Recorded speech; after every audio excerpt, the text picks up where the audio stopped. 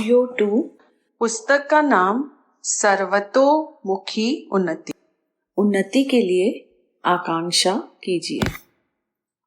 परमात्मा ने सभी को एक से शारीरिक अंग प्रत्यंग और इंद्रियां दी हैं। यदि मनुष्य इसका उचित रूप से प्रयोग करे तो कोई कारण नहीं कि जीवन क्षेत्र में यथेष्ट सफलता प्राप्त न हो सके।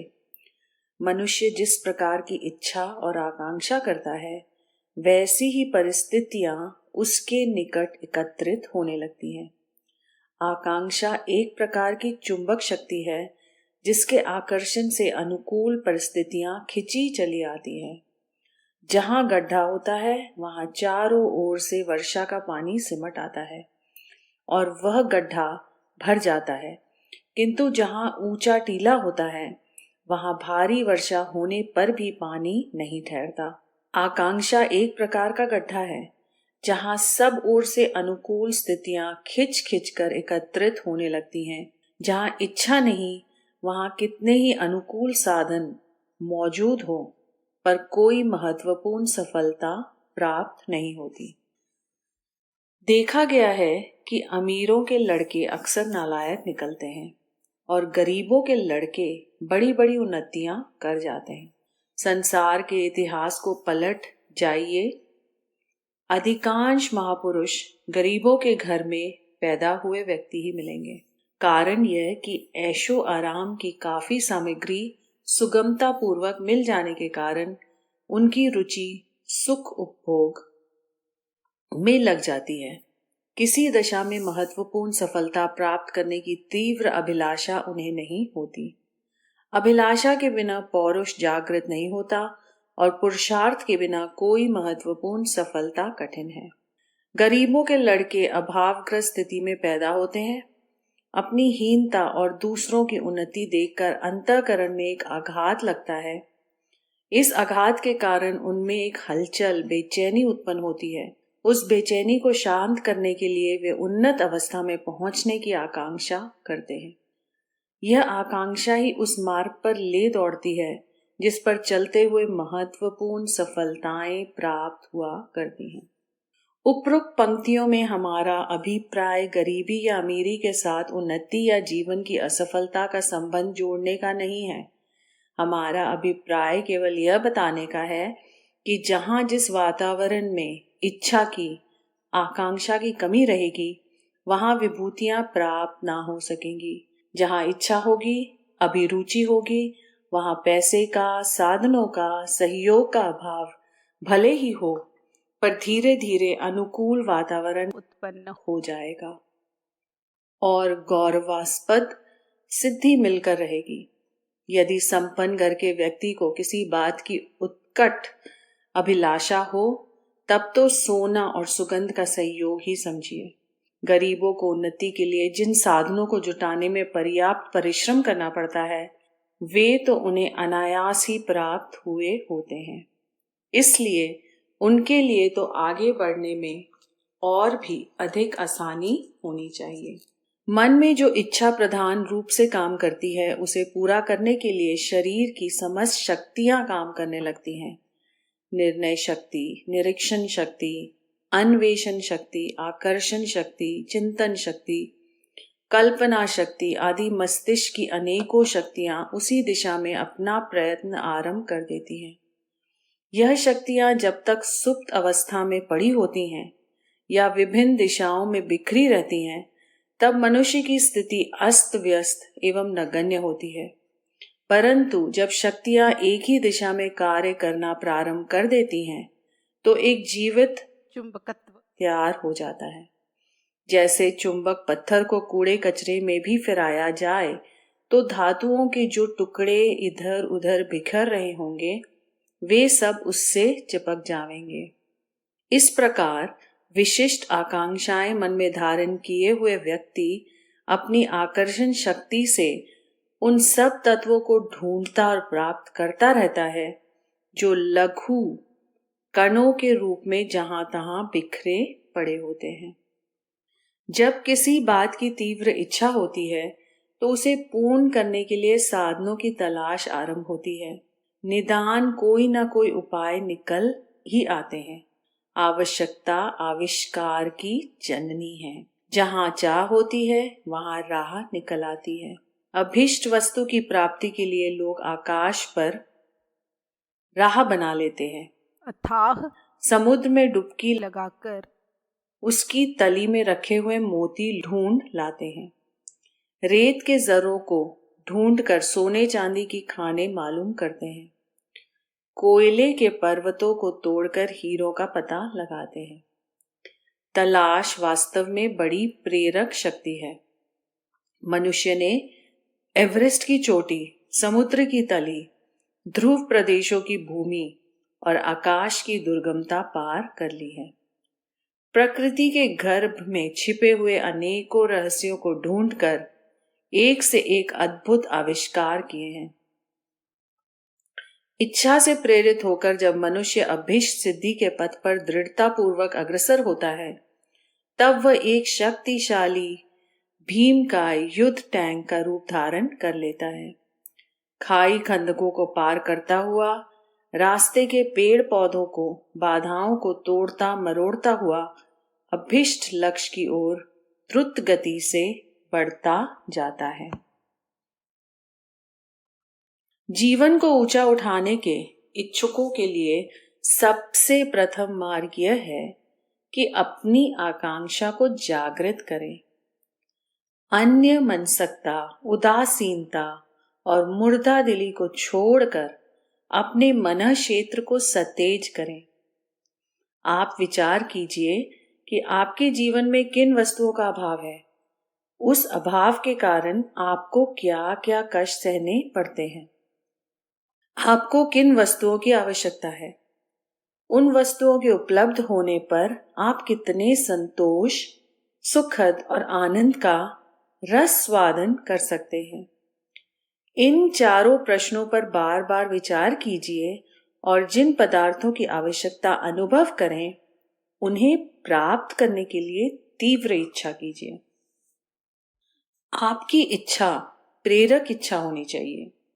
उसकी भूख भीतर से उठनी चाहिए। उसके पीछे प्राण और जीवन होना चाहिए। इस वस्तु को प्राप्त करके रहूंगा, चाहे कितनी ही बाधा मार्ग में क्यों न आवे। अपने प्रयत्न निरंतर जारी रखूंगा, चाहे कितने ही निराश करने वाले अवसर क्यों न आवे।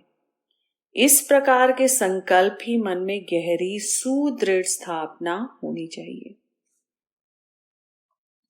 जिस वस्तु को आप प्राप्त करना चाहते हैं, पहले उसके संबंध में गंभीर विचार कर लीजिए। उसे प्राप्त करना किस प्रकार कैसे संभव है, उसकी संभावनाओं पर काली तर्क वितर्क कीजिए। कल्पना की स्वप्नील उड़ान से नीचे उतरकर व्यवहारिक क्षेत्र में दृष्टिपात कीजिए कि कहीं आप कोई चंद्र खिलौना तो नहीं चाह रहे हैं। आरंभ में छोटी छोटी सफलताएं प्राप्त करने को छोटे छोटे कार्य हाथ में लीजिए। बहुत बड़े मुद्दतों में पूरे होने वाले कार्यों को आरंभिक लक्ष्य बना लेना ठीक नहीं है।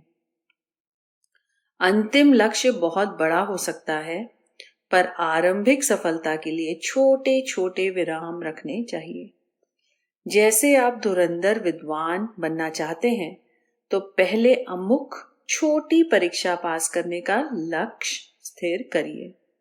उसमें सफल होने के बाद आगे की मंजिलें नियत करते चलिए और उन्हें तय करते जाइए। इस प्रकार एक एक करके छोटी मंजिलों को पार करते चलने से मनुष्य का साहस, बल, आत्मविश्वास और अनुभव बढ़ता चलता है और वह धीरे अंतिम लक्ष्य तक पहुंच जाता है। उन्नति के मार्ग में कठिनाइयां। सफलता का मार्ग सुगम नहीं होता। उसमें पग पग पर विघ्न बाधाओं का सामना करना पड़ता है। ऐसा कोई भी महत्वपूर्ण कार्य नहीं जिसमें कष्ट और कठिनाइयों न उठानी पड़े। ऐसी एक भी सफलता नहीं है जो कठिनाइयों से संघर्ष किए बिना ही प्राप्त हो जाती है। जीवन के महत्वपूर्ण मार्ग विघ्न बाधाओं से सदा ही भरे रहते हैं। यदि परमात्मा ने सफलता का कठिनाई के साथ गठबंधन ना किया होता, उसे सर्व सुलभ बना दिया होता, तो मनुष्य जाति का वह सबसे बड़ा दुर्भाग्य होता। तब सरलता से मिली हुई सफलता बिल्कुल नीरस एवं उपेक्षणीय होती। जो वस्तु जितनी कठिनता से, जितना खर्च करके मिलती है, वह उतनी ही आनंददायक होती है। कोई शाक या फल जिन दिनों सस्ता और काफी संख्या में मिलता है, उन दिनों उसकी कोई पूछ नहीं होती, पर जिन दिनों वह दुर्लभ होता है, उन दिनों अमीर लोग उसकी खोज करा के महंगे दाम पर खरीदते हैं। स्वर्ण की महत्ता इसलिए है कि यह कम मिलता है, पर यदि कोयले की तरह सोने की खाने निकल पड़े, तो उसे भी लोग वैसे ही लापरवाही से देखेंगे जैसे आज लोहे आदि सस्ती वस्तुओं को देखा जाता है। दुर्लभता और दुष्प्राप्यता से आनंद का घनिष्ठ संबंध है। जब प्रेमी और प्रेमिका दूर रहते हैं तो एक दूसरे को चंद्र चकोर की भांति याद किया करते हैं, परंतु जब सदा ही एक जगह पर रहना होता है तो दाल में नमक कम पड़ने पर या सिंदूर की बिंदी लाने में भूल हो जाने जैसी छोटी बातों पर भी कलह होने लगते हैं। जो वस्तुएं दुर्लभ हैं, सर्वसाधारण को आसानी से नहीं मिलती, उन्हें ही सफलता कहते हैं। जिन कार्यों की सफलता सर्व सुलभ है, वैसे कार्य तो सब लोग सदा करते ही रहते हैं। उनके लिए ना कोई पुस्तक पढ़ने की आवश्यकता पड़ती है और ना लेखक को लेखनी की। यदि महत्वपूर्ण सफलताओं को प्राप्त करने में कुछ बाधा ना होती, तो वे महत्वपूर्ण ना रहती और ना उनमें कुछ रस आता। कोई रस और कोई विशेषता ना रहने पर यह संसार बड़ा ही नीरस एवं कुरूप हो जाता। लोगों को जीवन काटना एक भार की भांति अप्रिय कार्य प्रतीत होने लगती। कठिनाइयों के ना रहने पर एक और हानि होती है कि मनुष्य की क्रियाशीलता, कुशलता और चैतन्यता नष्ट हो जाती है। ठोकरे खा खाकर अनुभव एकत्र किया जाता है। घिसने और पिसने से योग्यता बढ़ती है। कष्ट की चोट सहकर मनुष्य दृढ़, बलवान और साहसी बनता है। मुसीबत की अग्नि में तपाए जाने पर बहुत सी कमजोरियां जल जाती हैं और मनुष्य खरे सोने की तरह चमकने लगता है। हथियार की धार पत्थर पर रगड़ने से तेज होती है, खरीद पर चढ़ाने से हीरे में चमक आती है। घात प्रतिघातों से ठोकर खाकर रबड़ की गेंद की तरह अंतः चेतना में उछाल आता है और वह एक स्थान से दूसरे स्थान पर पहुंचने की गतिविधि आरंभ कर देती है। मनुष्य भी ऐसे ही तत्वों से बना हुआ है कि यदि उसे ठोकर ना लगे, कठिनाई के संघर्ष में ना पड़ना पड़े, तो उसकी सुप्त शक्तियां जागृत ना हो सकेंगी और वो जहां का तहां पड़ा दिन काटता रहेगा। सफलता में आनंद कायम रखने और शक्तियों के चैतन्य होकर विकास के मार्ग पर प्रवृत्त होने के लिए जीवन में कष्ट और कठिनाइयों का रहना बड़ा ही आवश्यक है। इतिहास में जिन महापुरुषों का वर्णन है, उनमें से हर एक के पीछे कष्टों का, दुर्गम कठिनाइयों में पड़ने का विस्तृत वृतांत है। उसी के कारण वे महापुरुष बने हैं।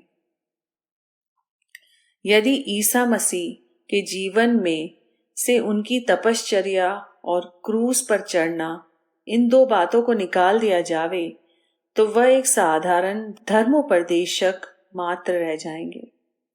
राणा प्रताप, शिवाजी, बंदा बैरागी, हकीकत राय, शिव, दधीची, हरिश्चंद्र, प्रहलाद, लेनिन, गांधी, जवाहर आदि को परम आदरणीय महापुरुष बनाने का महत्व उनकी कष्ट सहिष्णुता को है। यदि उन्होंने पग पग पर कष्ट सहना स्वीकार ना किया होता, यदि उन्होंने कठिनाइयों और दुखों को अपनाया ना होता, तो वे तो साधारण श्रेणी के भले मनुष्य मात्र रह जाते। महापुरुष का पद उन्हें प्राप्त ना हुआ होता। आकांक्षा, जागरूकता और परिश्रमशीलता से बड़े बड़े कष्ट साध्य कार्य पूरे हो जाते हैं, तो भी यह नहीं कहा जा सकता कि वे शीघ्र ही स्वल्प काल में और बिना कोई खतरा उठाए सफल हो जाते हैं। परमेश्वर बार बार परीक्षा लेकर मनुष्य के अधिकारी होने न होने की जांच किया करता है। सफलता के लिए भी मनुष्य को अनेकों खतरों, कष्टों और निराशजनक अवसरों की परीक्षाएं देनी होती हैं। जो उत्तीर्ण होते हैं वे ही आगे बढ़ते हैं, मनोवांछित सफलता का रस स्वादन करते हैं। जो इन परीक्षाओं से डर जाते हैं, उन्हें पार करने का प्रयत्न नहीं करते, वे उन्नति के शिखर पर नहीं पहुंच सकते, अभीष्ट सिद्धि की महत्ता को प्राप्त नहीं कर सकते।